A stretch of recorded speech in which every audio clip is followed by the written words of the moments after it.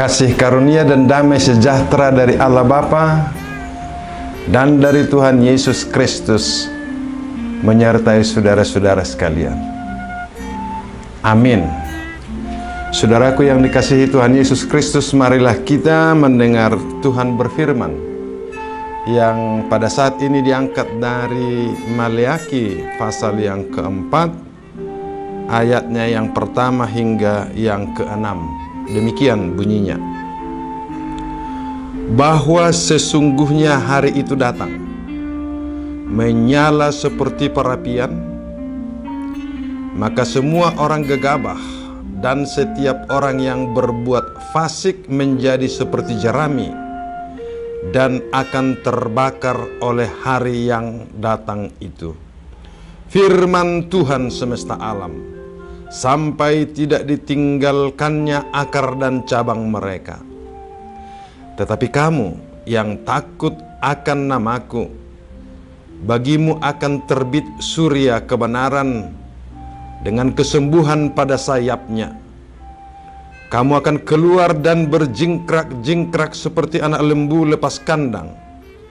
Kamu akan menginjak-injak orang-orang fasik, sebab mereka akan menjadi abu di bawah telapak kakimu pada hari yang kusiapkan itu. Firman Tuhan semesta alam. Ingatlah kepada Taurat yang telah kuperintahkan kepada Musa hambaku di gunung Horeb untuk disampaikan kepada seluruh Israel, yakni ketetapan-ketetapan dan hukum-hukum.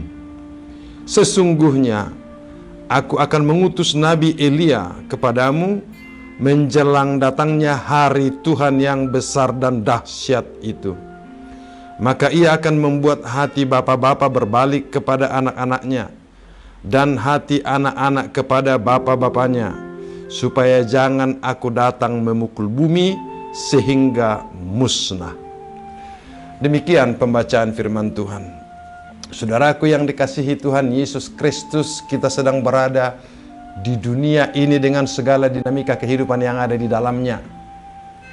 Di sini orang baik, orang benar hidup bersama-sama dengan orang gegabah dan orang-orang yang melakukan kefasikan.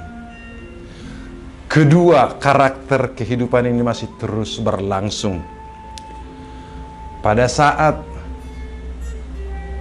kesejahteraan sedang terjadi di berbagai tempat, ada sukacita, banyak orang sedang berlangsung. Ada pesta pora, ada berbagai kenikmatan hidup yang dilakukan oleh orang-orang benar dan juga orang-orang fasik.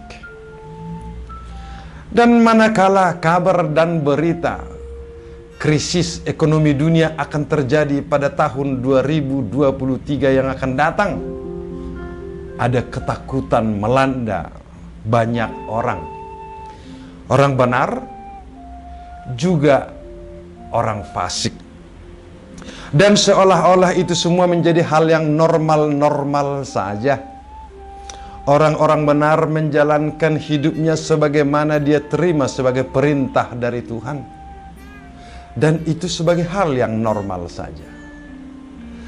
Dan sebaliknya orang-orang fasik juga melakukan kejahatan-kejahatannya sebagaimana dia menginginkan itu terjadi dalam hidupnya untuk menikmati kehidupannya. Dan itu pun dianggap sebagai hal-hal yang normal saja terjadi. Maka ketika berita-berita kekerasan diperdengarkan, orang berpikir, itu biasa saja, normal saja. Berita pembunuhan pun diberitakan, orang berpikir, ya itu biasa saja, normal saja.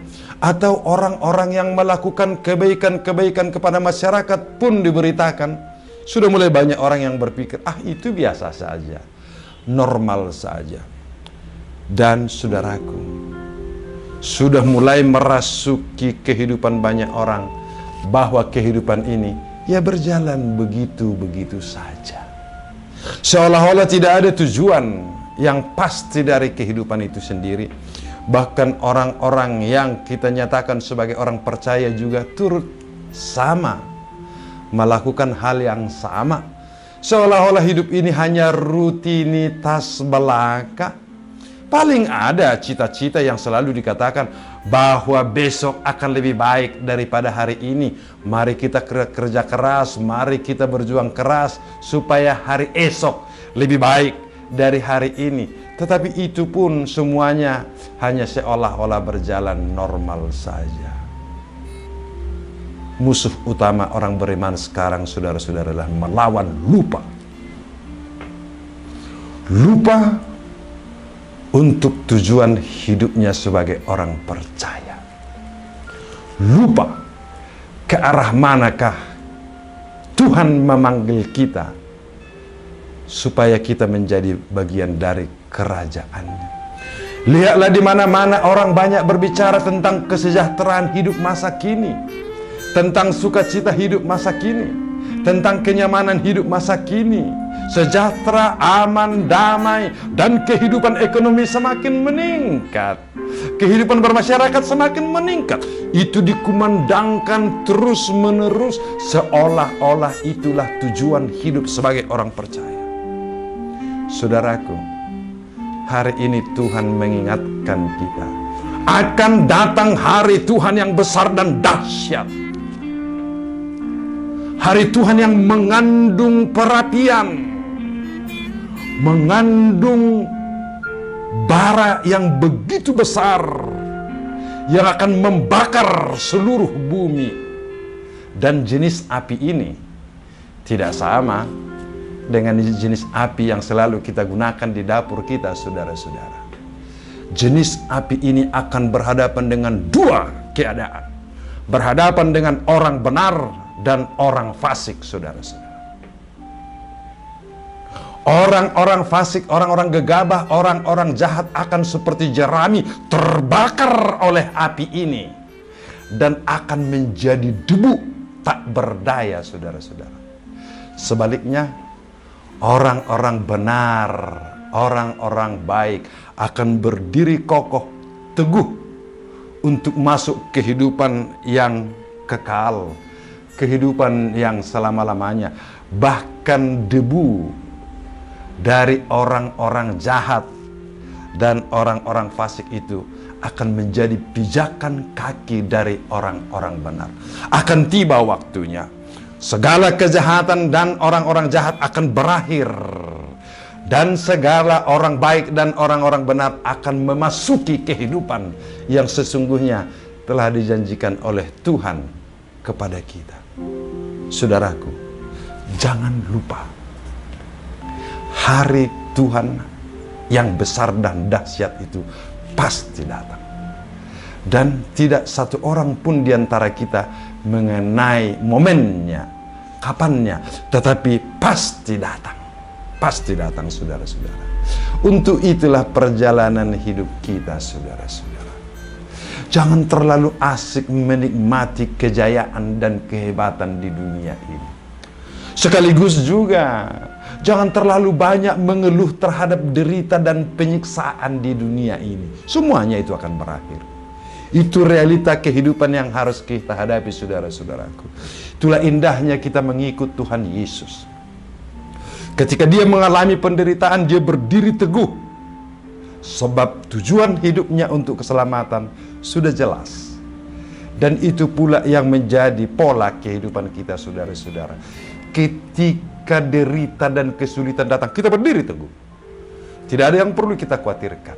Itu kejalani kehidupan ini, sebab tujuan kehidupan kita jelas di sana adalah untuk kehidupan yang kekal.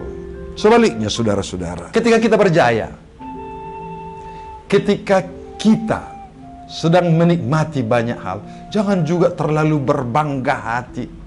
Jangan juga terlalu mengeluk-elukan keberhasilan dan kesuksesan kita itu, saudara-saudara. Itu juga akan berakhir, saudara-saudara. Lewati saja dengan baik dan gunakan sebaik-baiknya dalam rangka menuju kehidupan yang telah disediakan oleh Tuhan Yesus Kristus kepada kita. Dan sebagai pewaris kehidupan yang kekal, sebagai pewaris kehidupan yang telah diberikan Tuhan kepada kita, kita sepatutnya sepatutnya mewujudkannya dalam wajah firman Tuhan yang kita dengar hari ini. Maka ia akan membuat hati bapa-bapa berbalik kepada anak-anaknya, dan hati anak-anak kepada bapa-bapanya, supaya jangan aku datang memukul bumi sehingga musnah. Saudaraku, masa persiapan menunggu hari kedatangan Tuhan itu adalah masa sukacita dan kasih di tengah-tengah keluarga. Bapa dan anaknya mengasihi, anak dengan bapaknya mengasihi, ibu dengan putrinya mengasihi, putri dengan ibunya mengasihi, suami dengan istrinya saling mengasihi.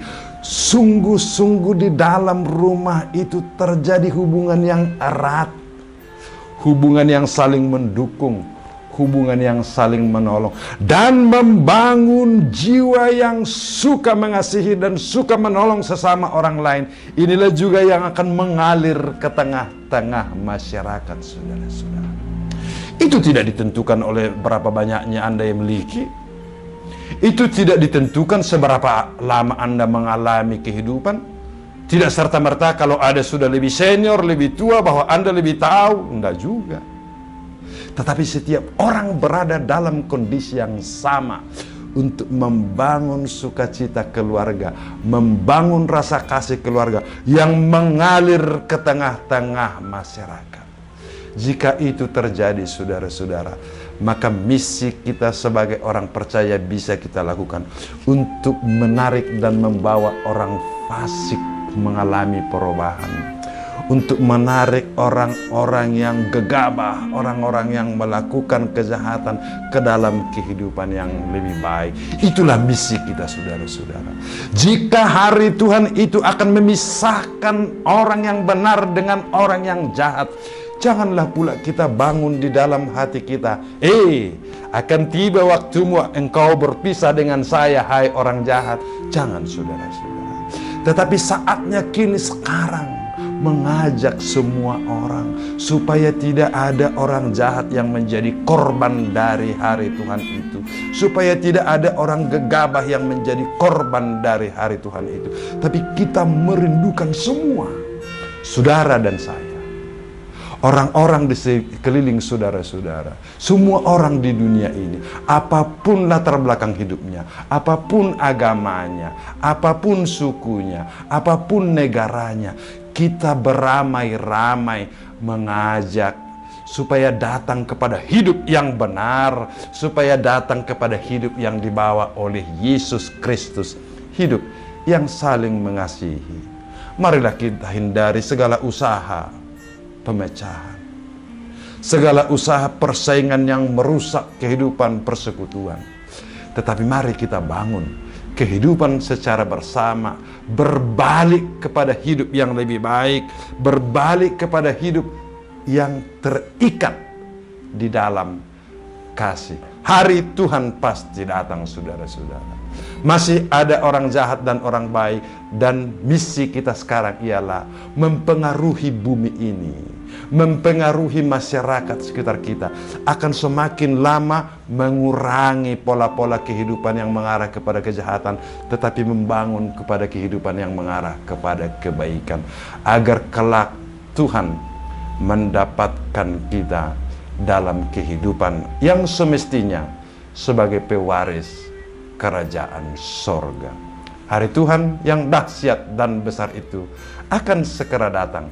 Mari saudara-saudara, kita masuk ke dalam hari Tuhan itu, sebab disitulah sukacita sempurna akan kita dapatkan.